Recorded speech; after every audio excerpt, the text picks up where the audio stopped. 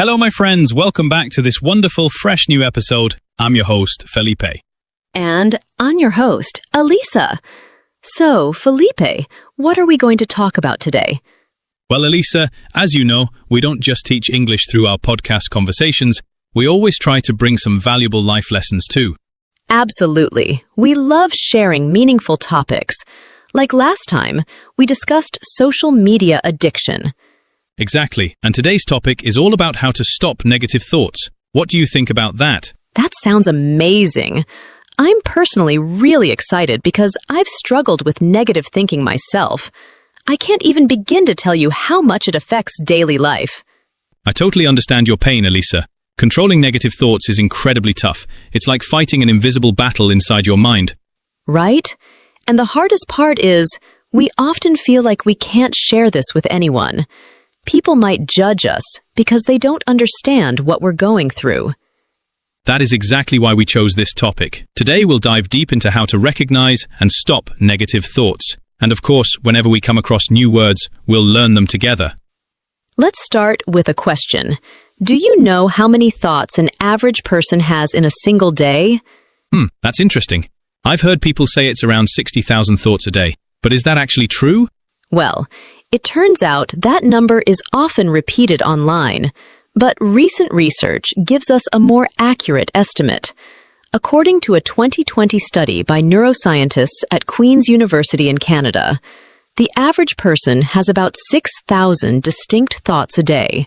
Wow, that's still a huge number. Just imagine, 6,000 different thoughts running through your mind every day. No wonder our brains feel overloaded sometimes. Exactly. And unfortunately, a large portion of those thoughts are negative. Things like self-doubt, worry, regret, and fear. That's why today's topic is so important. Yes, learning how to stop or manage negative thoughts can really improve your mental health and overall quality of life. And as always, we'll highlight useful English phrases and expressions along the way. Perfect.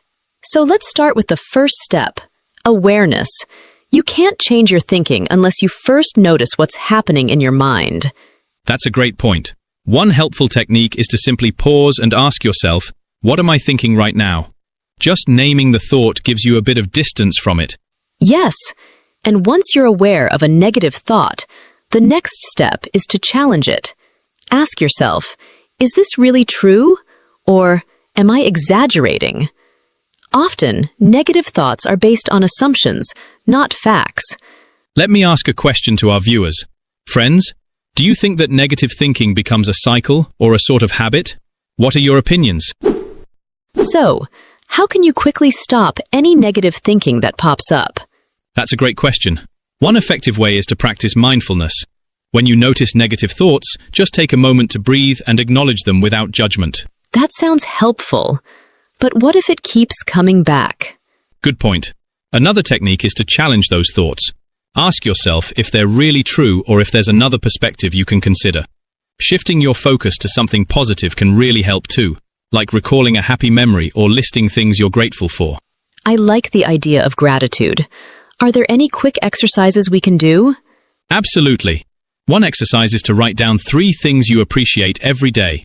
Alternatively, you could also try the 5, 4, 3, 2, 1 grounding technique. It helps you focus on your surroundings by identifying 5 things you can see, 4 you can touch, 3 you can hear, 2 you can smell, and 1 you can taste.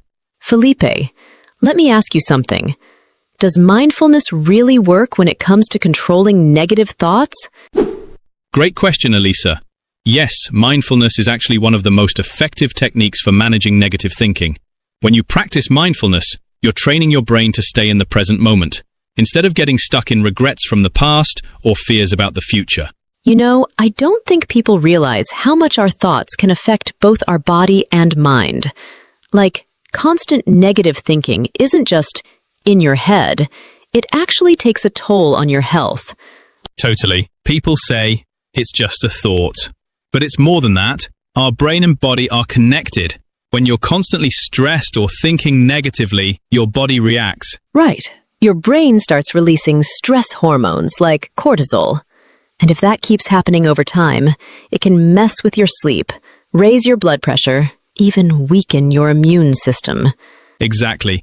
But the good news is, it works the other way too.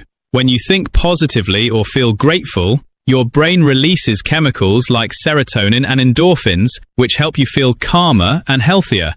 Not only that, positive thinking can actually help you solve problems more effectively. When your mind isn't cluttered with stress, you're more creative, more open to ideas.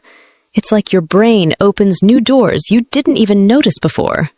Yeah, I've definitely felt that. Like when I'm in a better headspace, I can handle things so much more smoothly. Even tough stuff doesn't feel as overwhelming. Exactly. It's not about pretending everything's perfect. It's more about creating the mental space to deal with life in a healthier way. Well said. It's like giving your brain room to breathe. And when you do that, it starts working with you, not against you. Now let's talk about how positive thinking can actually change someone's life. I know that sounds kind of dramatic, but it's true. Yeah, totally. I mean, think about someone who's always expecting the worst. They walk into a room already convinced people won't like them, and guess what? That energy kind of makes it awkward for everyone. Right. I had a friend like that. She used to say, "I'm just being realistic." But honestly, she was constantly waiting for things to go wrong. And somehow, they always did. Exactly. But flip that. When you expect good things, you're more open, more confident. People notice that. It's like a ripple effect. And it's not just people. Even small things shift. Like, I remember this one guy. He started writing down one good thing every day. Just something simple, like had a great cup of tea or talked to an old friend. After a few weeks, he said he felt like the world looked brighter. Same life, totally different lens. That's wild and kind of beautiful, honestly. Like we don't have to wait for big stuff to be happy. It's the small wins that build the mindset, right? Absolutely. And here's the crazy part. Studies have shown that people who practice daily gratitude actually sleep better and have fewer physical symptoms of stress. I mean, who would have thought that writing, "I'm thankful for my comfy bed," could literally help your body relax?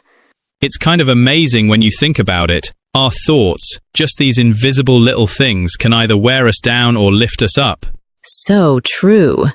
It makes you want to start paying way more attention to what you're thinking every day.